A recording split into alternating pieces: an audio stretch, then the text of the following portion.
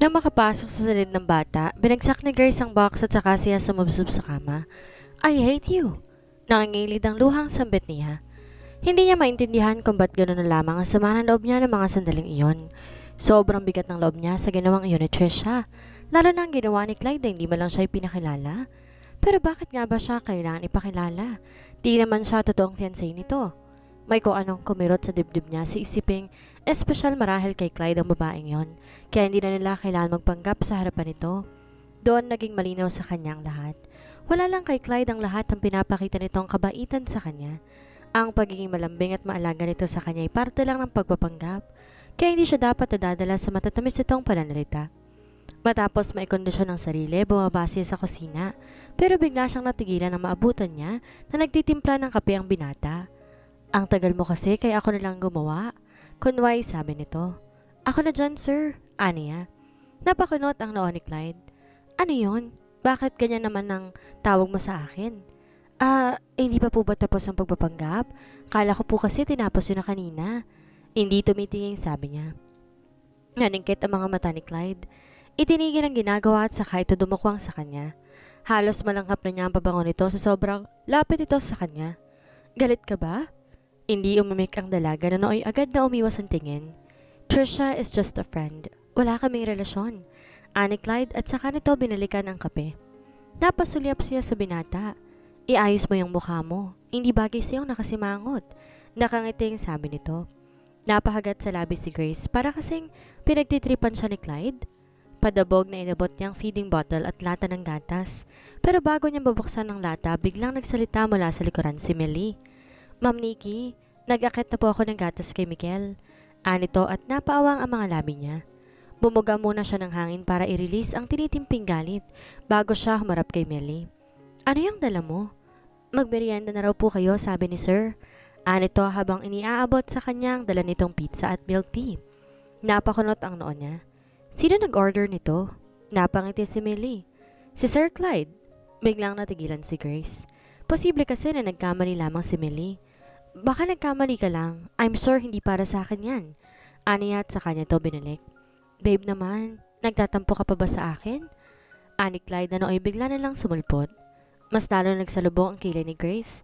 Obvious kasi na pinaglalaroan na siya nito sa pabago-bagong trato nito sa kanya. Pasimpleng inilapag ni Millie ang pizza at milk tea at saka ito lumabas. Ayaw mo ba ng pinabili ko? Ani Clyde na makalapit sa dalaga. Napatiim bagang ang dalaga. Kanina lang parang hindi ako nag-e-exist sa paningin mo. Tapos ngayon pa-fall ka na naman. Pinaglalaroan mo ba ako, ha? Natatawang pinisel ni Clyde ang pisngi niya. Nagsiselos ka ba? Galit na hinawi niya ang kamay nito. Bakit kayong mga lalaki? Iisang nasa isip tuwing makaka-offend kayo at magre-react ang babae. Porket nagalit, selos agad? Hindi ba pwedeng na-offend lang? I'm sorry if I offended you. San banda ka ba na-offend? Hindi na kayo ang dalaga. San banda nga ba siya na-offend at bakit siya na-offend? Alam niya nang isusunod na tanong ng Clyde, kaya tinanong niya na rin ang sarili. Pero maging siya, di niya rin alam ang tamang sagot sa tanong na yon. Nang hindi siya kumibo, inabot ni Clyde ang milk tea na inilapag ni Millie at saka ito tinikman. Masarap naman na, kunway sabi nito. Matalim ang tiging ipinukol niya sa binata. Ang lakas ng tama mo. Aniya at saka niya ito iniwan. Natatawang sinundan siya ng tingin ni Clyde. Let's see how long you can endure this roller coaster feeling, babe. Ilang araw na naghihintay si Grace sa tawag ng tita niya pero hindi pa rin to nagpaparamdam sa kanya. Gustuhin man niyang tawagan to para makibalita, hindi niya magawa. Naroon kasi ang takot niya na baka matrace ang location niya. Hindi rin kasi siya sigurado na mapapanindigan ng tita niya ang pangako sa kanya na hindi nito sasabihin sa iba na nakita niya. Babe, lalabas ako. May gusto ka ba bang ibabili? Ani Clyde habang nagsusuot ng t-shirt. Napasulyap siya sa binata na nooy kasalukuyang nag-aayos ang sarili. Nasanay na siya sa ganong sa setup nila na para silang turing na mag-asawang nasa isang silid. Pero hindi naman tumatabi sa kanila si Clyde. Nasanay na rin kasi itong matulog sa sofa. Bakit todong papogi mo? May date ka ba? Napalingon sa kanya si Clyde. Gwapo ba? Nakangiting tanong nito, sabay angat na magkabilang balikat habang inaayos ang damit. Hindi sumagot si Grace na nooy nakatingin lamang sa kanya. Palabas na si Clyde nang bigla itong yumuko at tumalik sa pisngi niya. Bye! Anito saka lumabas. Di na rin siya nagre-react sa mga ganong gawin ni Clyde dahil parte raw yon ng kasunduan nila. Kailangan niya raw kasing masanay sa ganon para maging natural ang kilos nila. Ang di alam ni Clyde noon, unti-unti na siyang nahuhulog sa patibong nito.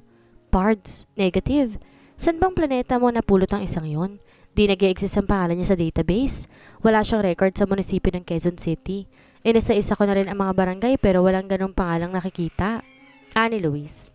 Nagkita sila noon sa isang coffee shop matapos na itong tawagan. Huwag mo nang intindihan ang tungkol doon, Pards. Okay na yun, ani Clyde. Napakunot ang noo ni Luis. Anong okay? Pinaalis mo na ba siya? Hindi, Pards. Basta okay na yun. Napailing si Luis. Ang labo mo. Pards, hindi ba may vacation house kayo sa Bataan? Tanong ni Clyde. Oo, bakit mo naitanong? Pwede ko bang mahiram na 1 linggo? Napakunot ang noo ni Luis. 1 linggo? Bakit? Mag-honeymoon ka ba? Nangingiting tanong nito. Natawa si Clyde. Gago. Anong honeymoon ang pinagsasabi mo dyan? Magbabakasyon lang kami ng fiancé ko. Nanlaki ang mga mata ni Luis. Fiancé? Kailan ka pa na-engage? Bakit wala yata ako nabalitaan? It's a long story, Pards. Pasensya ka na.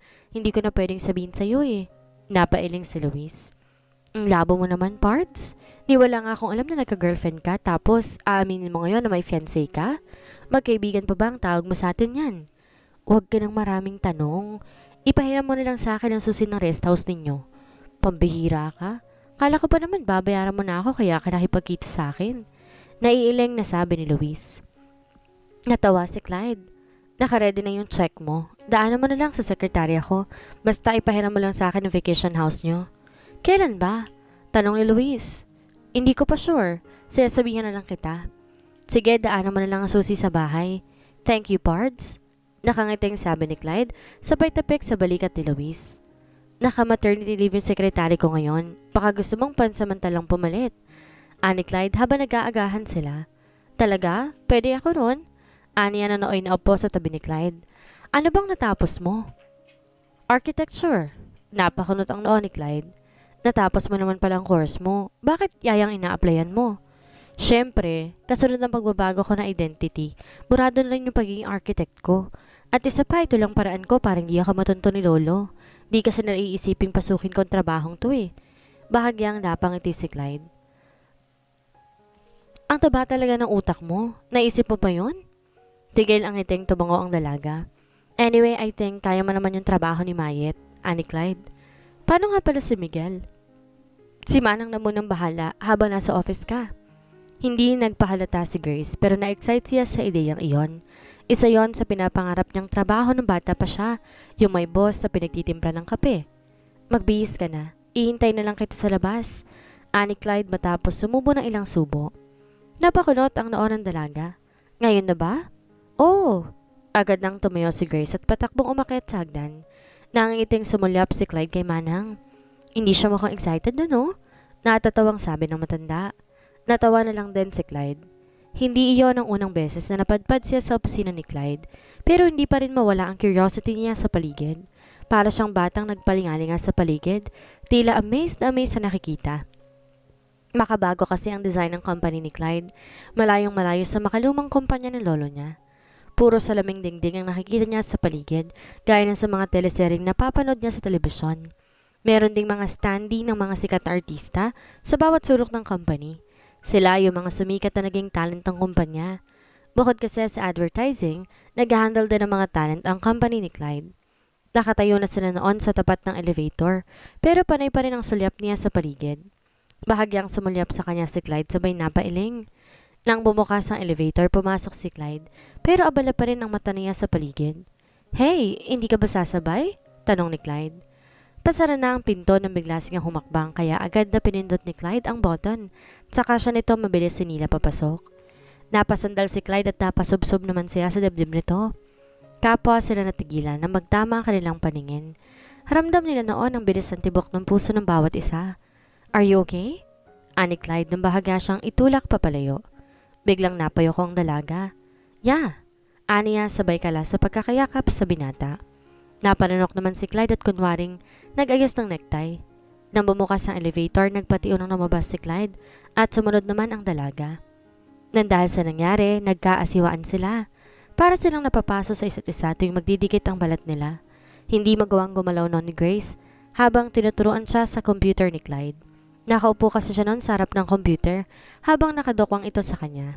Nakakulong siya sa mga bisig ni Clyde kaya isang maliit na galaw lamang maaaring magdikit ang mga balat nila at tumika ng tila mahinang boltahe ng kuryente sa braso paakyat sa pisngi niya. Halos kalahating araw din silang nagturoan ni Clyde bago niya nakuha ang lahat. Kasalukuyang abala si Grace sa computer nang katukin ni Clyde ang mesa niya. Kanina pa pala ito nakatayo sa harapan niya pero hindi niya ito napapansin. May meeting ako sa labas. Kapag may tumawag sa akin, kunin mo na lang ang mga detalye at i-email mo sa akin. Napaawang ang mga labi niya. First time niya pa lang sa trabaho kaya hindi pa niya halos gamay ang lahat. Aapila sana siya kay Clyde pero mabilis na itong nakalabas. Kamusta ang apo ko? Agad dabungan ni Lolo ni Grace nang bisitahin niya ito. Inabot niya ang isang kamay nito at saka siya nagmano. She's fine, Lolo. Ginagawa ko naman pong lahat para mahulog ang loob niya sa akin. Good. If you feel the need to take advantage of the situation, then do it. I won't mind. Alam ko namang hindi mapapahamak sa iyong apo ko. Napangiti si Clyde. Nagtatrabaho po siya sa akin ngayon bilang sekretary ko. Madaliin mo na ang lahat, Clyde. Naiinip na ako. Gustong-gusto ko nang makita ang mga magiging apo ko. Natawa si Clyde. Relax, Lo. Darating po tayo dyan. Hapon, nang mamataan ni Grace, napaparating si Clyde kasama si Trisha, kaya agad siyang napaayos ng upo. Hindi siya pinansin ni Clyde pero nganitian siya ng babae nang dumaan ng mga to sa harapan niya. Napatiimbagang si Grace. Ramdam niya ang kabog ng dibdib niya noon, lalo nang matanaw niyang ibinababa ni Clyde ang blinds. Bigla niya tuloy naalala ang sinabi nito noon. Sanay ang mga tao ko na nakataas yan. Kapag binaba ko yan, iisipin nilang may gagawin tayong kakaiba. Puisit. Ano kayang gagawin ng mga yon? Nakatulis ang ngusong bulong niya. Iniwang nakawaang ni Clyde ang pintuan, kaya tinig niyang tawanan ng dalawa na parang naglalampungan. Nagdadabog na dinukot niyang earphone sa bag, saka niya ay pinasak sa tenga niya. Tinodo niya ang sound sa pinakikinggan para hindi niya marinig ang dalawa. Kala ko pa naman may something na sa amin. Nagdadabog na sabi niya. Matapos ang isang oras, sabay nang namabas ang dalawa sa opisina. Inaayos pa ni Trisha na gulong buhok habang naglalakad, kaya mas lalo pa siya nagitngit. Grace, mauna ka na sa bahay. Iahatid ko pa si Trisha sa kanila. Ani Clyde na nooy nauunang maglakad kasunod ng babae. Blankong mukhang tumangos ang dalaga. Nakaalis na si Clyde na ma-realize niya na wala na siyang dalang pera. My God, anong gagawin ko? Itinukod niya magkabilang siko sa mesa, saka siya napasapos sa mukha. Nakailang buga na ng hangin si Nikki. Nakailang balik na sa gate, pero hindi pa rin magawang lapitan ng guard. Manghihiram sana kasi siya rito ng pamasahe. Ma'am, ikukuha ko na po ba kayo ng taxi? Narinig niya sabi ng papalapit na gwardya. Bigla, kinabahan si Grace. Naku, hindi na kuya. May daraanan pa po ako dyan sa malapit. Aniya at saka siya naglakad papalabas. Hindi kinaya ng mukha niya manghiram ng pera, kaya nagdesisyon na lamang siyang maglakad na lamang. Medyo umaambon na pero hindi alintana ni Grace ang mahinang patak ng ulan. Manang, dumating na po ba si Grace? Tanong ni Clyde habang naguhubad ng jacket. Napakunot ang noo ni Manang. Bakit? Hindi mo ba siya kasama? Pinauna ko na po siyang umuwi ah. Wala pa siya rito. Biglang kumulog ng malakas kaya't kapwa sila napatingin sa bintana. Bubuhos ang malakas na ulan noon.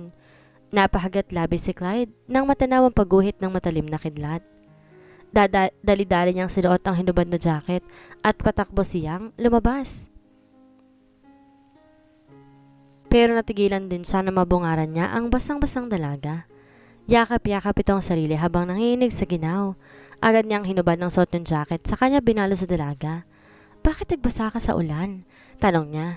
Matalim ang tinging pinukol sa kanya ni Grace. Inihubad nito ang jacket saka ito pumasok sa loob. Ganon na lamang ang pag-aalala ni Manang nang masalubong ang basang-basang dalaga. Sus Mariosip! Ano nangyari sa iyong bata ka? Bakit basang-basa ka? Napayako lamang noon si Grace. Aakit na po ako. Hindi tumitinging sabi nito. Sinalubong ng tingin ni Manang si Clyde. Hindi mo ba siya binigyan ng pamasahe? Mariing hinaplos na mukha ni Clyde. Hindi po. Napailing na lamang ang matanda. Pambihira kang bata ka. Alam mo namang walang perang isang yun. Painumin mo na agad ng gamot yan bago pa yun magkasakit. Gagawin ko siya ng sabaw para mainitan ang sikmura niya. Anima nang Nanoy dumiretso na sa kusina. Maligaya naghintay sa kwarto ni Clyde, parang nasa banyo si Grace. Nang marinig niyang pag-ingit ng pinto, agad niyang inabot ang baso ng tubig at gamot at saka siya sinalubong ng dalaga. Pakiro umiwas na lamang ito na hindi na tumingin sa kanya. Napabuga naman ng hangin si Clyde. Binaba niya ang gamot at baso ng tubig sa lamesita at saka niya nilapitan ang dalaga. I'm sorry, tanging nasabi niya. Pero hindi kumibo si Grace na nooy patuloy lamang sa pagtutuloy ng buhok na para bang hindi niya naririnig. Tinangka niyang hulihan ang mga kamay nito pero agad tong umiwas sa kanya. Ramdam niya ang matinding sama ng loob sa kanya ni Grace kaya siya nagpasya na iwan muna ito. Inumin mo na yung gamot pagkatapos mo dyan, aniya bago siya lumabas. Nangingilid ang luhang napaupo si Grace at saka siya sumubsob sa kama. Doon niya ibinuhos ang sama ng loob hanggang sa makatulog na siya. Madilim na sa silid nang muling bumalik si Clyde. Kinapa niyang switch ng ilaw at saka niya yun binuksan. Tumambad sa kanya si Grace na nooy nakadapa sa kama. Binaba ang dalang pagkain sa kanya nilapitan ng dalaga. Bahagya niyang hinawi ang buhok nito na tumakip sa muka. Sa kanya ito sinalat sa noo. Mainit ang salat ng balat ni Grace kaya agad niya itong inayos sa pagkakahiga. Kinuha ang iniwan niyang baso ng tubig at gamot saka siya muling lumapit sa kama. Nilapag niya sa tabi ng lampshade ang baso ng tubig. Saka niya inangat si Grace at sinandal sa kanya. Bahagyang umingit ang dalaga at akmang babaling sa kabila ng pigilan niya ito. Mainit ka, uminom ka muna ng gamot. Aniya, bahagyang nagmulat ng mga mata ang dalaga pero hindi ito nagsalita. Inumin mo muna to. Aniya at saka niya isinubo ang gamot sa dalaga. Matapos makainom ng gamot, nagtangkang lumayo ang dalaga pero agad niya itong kinulong sa mga bisig niya. I'm sorry. Aniya sabay dampi ng halik sa ulo ng dalaga. Doon na napahagulhol ng iyak si Grace. I hate you, bulong nito. Mas lalo niyang hinigpitan ng yakap sa dalaga. Sorry na, hindi ko sinasadya. Aniya. Bumitaw sa kanyang dalaga at saka ito bahagyang lumayo. I'm leaving. Blanco ang mukhang sabi nito. What? Uuwi na ako sa amin. Walang emosyong sabi ng dalaga. Paano yung trabaho mo sa akin? Bakit hindi si Trish ang ipwesto mo? Total naman mukhang kulang isang araw sa paglalambingan ninyo. Madilim ang mukhang sabi ng dalaga. Biglang napangiti si Clyde. Nagsiselos ka ba? Ang kapal na mukha mo. Ba't ako magsiselos? Boyfriend ba kita? Pero gusto mo ko. Seryosong mukhang sabi ni Clyde. Napasulyap si Grace sa kanya. Sino namang may sabi sa'yo? Mariing sabi nito. Mabilis dumukwang si Clyde sa dalaga at huli na para makaiwas ito. Hinawakan niya to sa batok at saka niya to siniil ng halik sa labi. Namilog ang mga mata ng dalaga nang bitiwan niya ito. How dare you? Sigaw nito. Akmang sasampanin siya nito pero mabilis niyang nahuli ang kamay ng dalaga. Hinila niya ito papalapit sa kanya at saka niya ito hinalikan sa labi. I love you, Aniya. Saglit na tigilan ang dalaga na nooy napatitig sa kanya. Anong sinabi mo? I said I love you. Hindi kumukurap na sabi ni Clyde. Napangiwi si Grace sabay napailing. Sa tingin mo maniniwala ako sa'yo? Alito na nooy nilakayan pa siya ng mga mata. Nangangiting pinisil ni Clyde ang pisngi ng dalaga. I mean it. Matalim ang tinging pinuko nito sa kanya, tsaka siya nito tinalikuran. Napangiti si Clyde. Akmang yayakapin niya ang dalaga mula sa likuran nang bigla itong umiwas. Pagkatapos tumuyo ito tumarap sa kanya. Gusto ko na magpahinga. Walang emosyong sabi nito. Wait lang, wala ka pang sinasagot sa sinabi ko. Reklamo niya. Bakit anong gusto mong isagot ko? Mahal din kita? Bakit hindi pa ba? Natawa si Grace. Are you out of your mind? Napaawang ang mga labi ni Clyde na nooy napatitig lamang sa dalaga. Ramdam niya sa sarili niya na hindi ito nagsasabi ng totoo sa kanya. Pero hindi na siya nakipagtalo pa sa dalaga. Marami pa naman siyang pagkakataon para mapaamin to eh. Biglang napaigtad si Clyde na marinig niya ang mahinang pagdating ni Grace na nooy mag-isang nakahiga sa kama. Agad siyang tumayo at lumapit sa dalaga.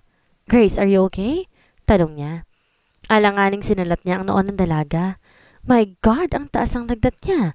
Bulong niya at agad siyang kumuha ng basang bimpo sa kanya pinunasan ng buong katawan ng dalaga. Matapos yon ginising niya ito at pinainom ng gamot. Nanginginig sa ginaw noon si Grace